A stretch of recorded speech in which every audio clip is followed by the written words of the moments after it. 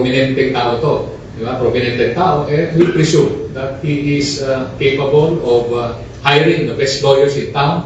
So marapat lang na dapat yung ating mga pulis at ating mga prosecutors ready rin na harapin yung kanilang depensa. Sabi ko nga, we will also afford them of their rights. So, of course, yung DOJ respects those rights at kaya pinag-aaralan natin mabuti yung ebidensya present ng ating mga investigators.